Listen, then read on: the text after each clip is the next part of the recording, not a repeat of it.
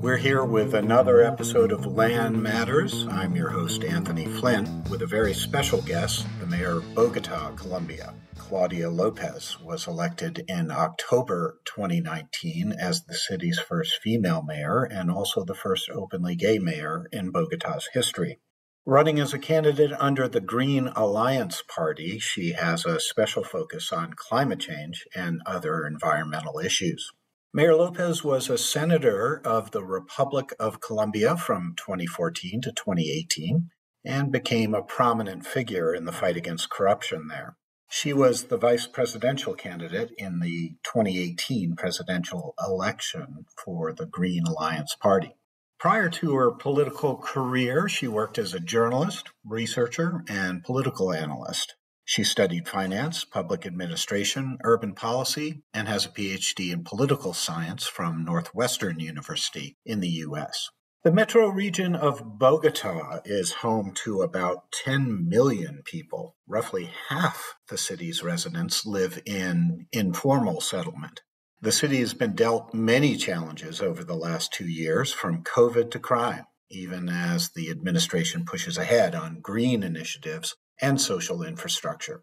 We caught up with Mayor Lopez on her way to the airport, headed to the COP26 climate summit in Glasgow.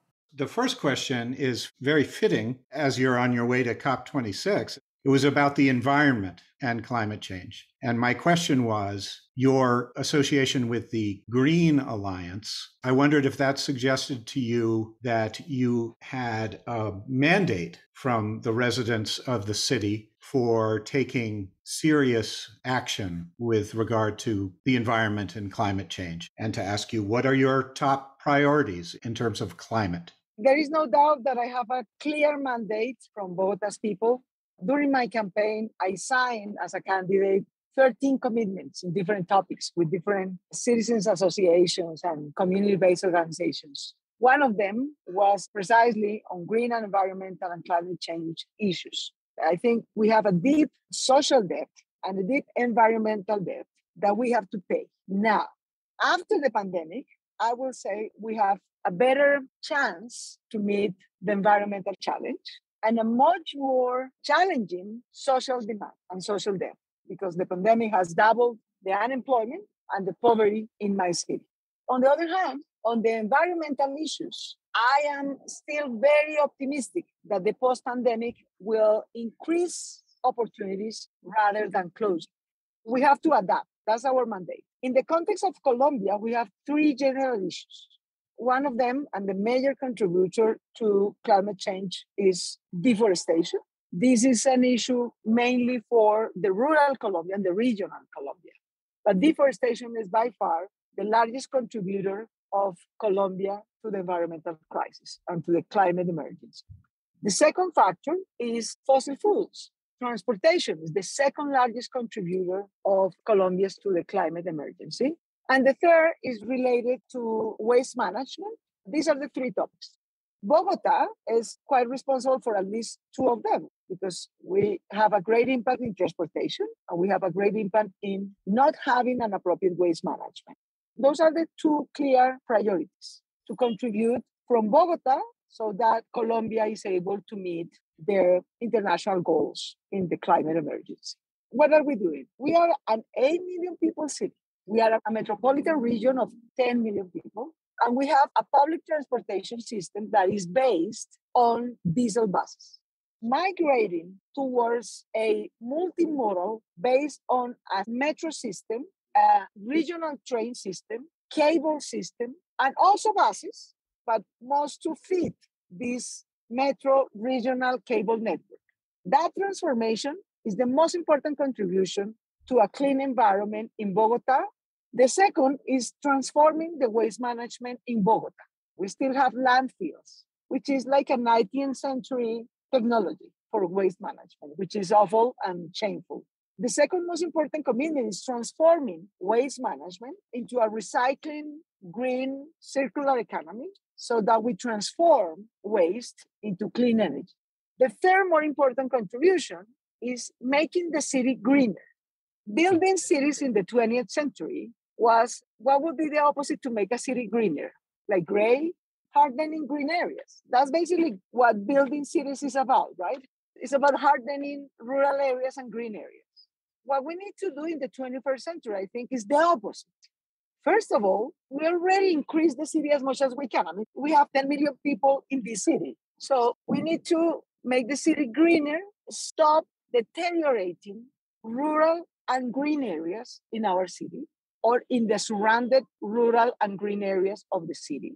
Using this transformation of the transportation system, take as much advantage as we can of a proper, equitable urban development oriented towards transportation, towards clean transportation, instead of occupying and destroying more rural areas and more green areas.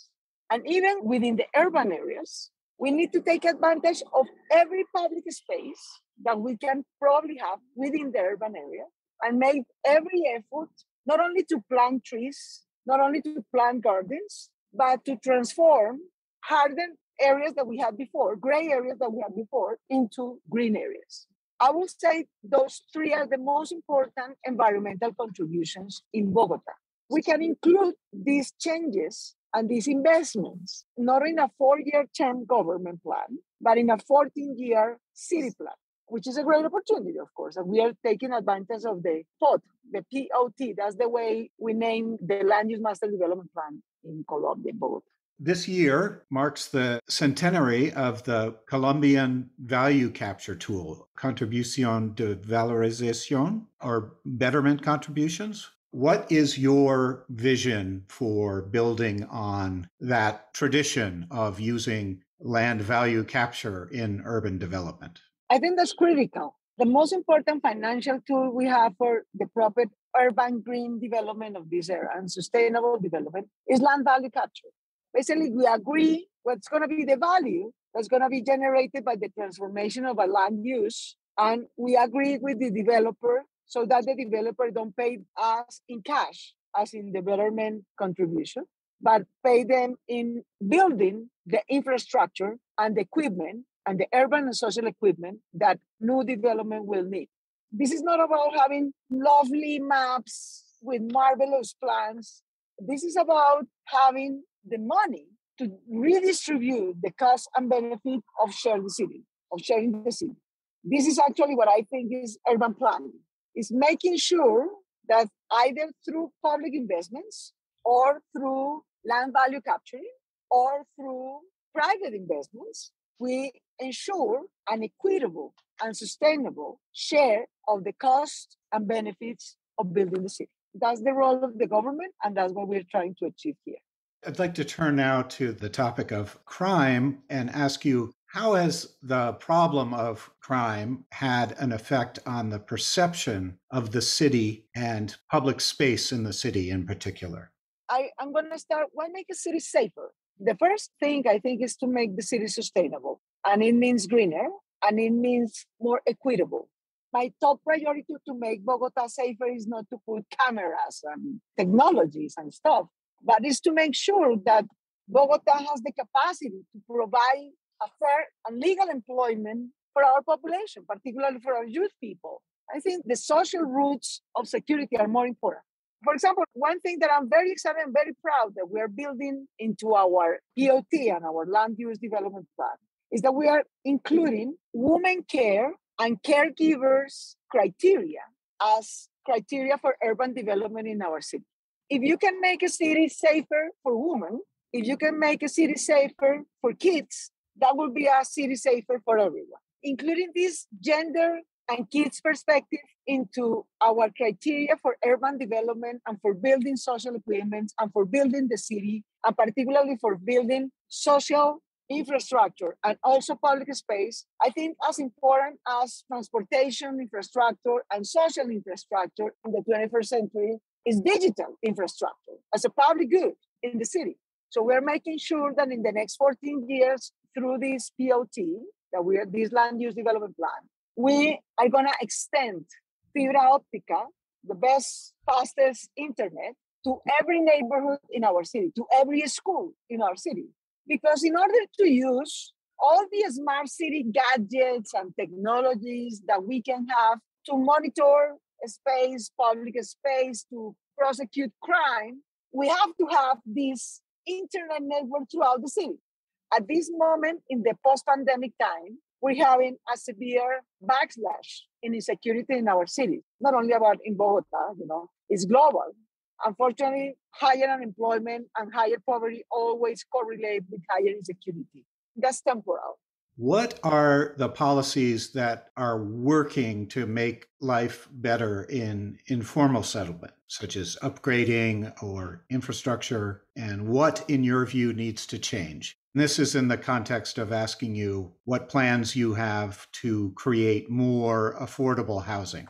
As you know, in Latin America, roughly half of our cities has been built informally.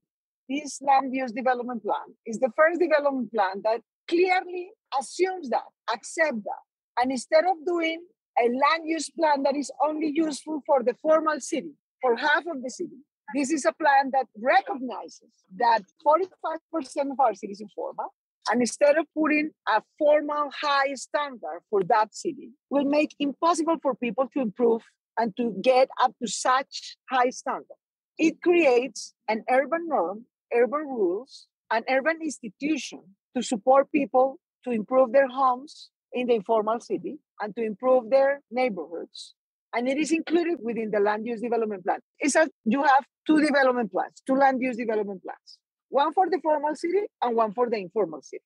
And if you say from the very beginning, I'm going to recognize that if I impose you all the rules of the formal builder who's going to start a new project, I will make it impossible for you to improve your neighborhood and your home.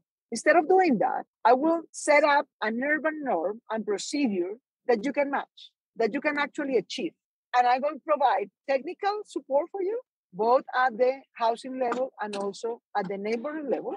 And a special institution, we have in Bogota an institution that is called Curaduría, which is the one in charge to provide urban licensing and construction licenses. So we create a public curaduría for the informal city.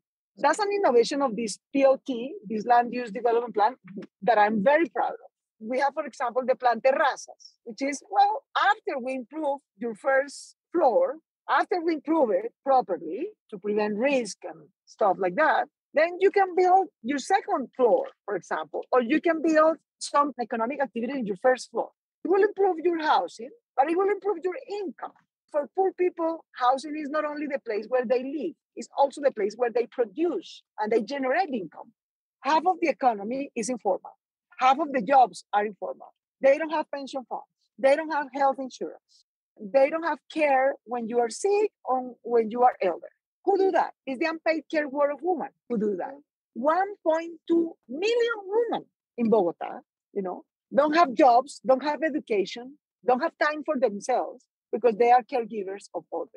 Children, people with disability, elder people. The caring system, we organize it by blocks. In the first time in Bogota, we are reserving land for social infrastructure to provide care, institutionalized care for children, for women, for elders, for people with disabilities, so that we can relieve and free time for women, so that they can access time to rest, first of all.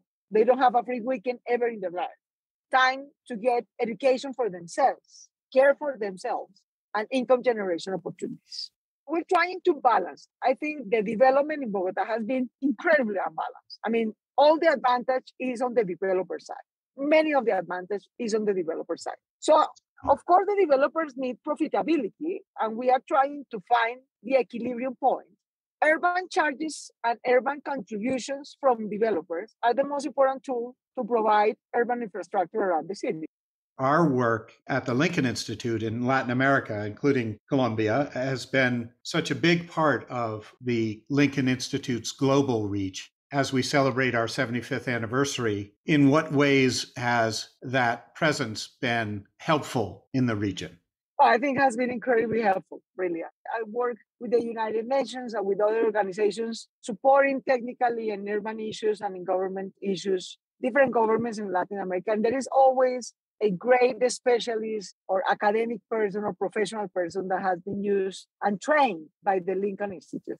There is a huge network of people thinking, researching, innovating, putting up these debates which is incredibly important. And on my own experience, I cannot tell you how important, how useful has been all the things that you taught me before throughout the years on land value capturing, for example, on land use development, on being aware of how land and urban value is created. To Martin and Maria Mercedes and everybody in the Lincoln Institute, I cannot be more grateful. And I'm sure all the network of professionals and trainees and academic people and the research that you support in this topic, particularly in Latin America, is incredibly useful. That was Bogota Mayor Claudia Lopez, and shortly after that, she was on a plane for Scotland. We thanked her for her time and wished her the best. In this 75th anniversary year, our interview with Mayor Lopez is the latest Q&A with chief executives in cities that share some history with the Lincoln Institute. We talked with the mayors of Cleveland, where founder John C. Lincoln got his start, Phoenix, where John Lincoln founded the Lincoln Foundation 75 years ago, and Cambridge, site of headquarters since 1974. And now we've learned a whole lot about a major city in Latin America, a region that we have been active in for decades. For more on the 75th anniversary, just visit our website, lincolninst.edu, and follow us on Twitter. The handle is @landpolicy. That's it for this episode of Land Matters, the podcast of the Lincoln Institute of Land Policy. I'm your host, Anthony Flynn. Don't forget to rate, review, subscribe, and recommend the show to anyone interested in land use, housing, climate change, and all the issues we talked about on this show. Until next time, thanks for listening.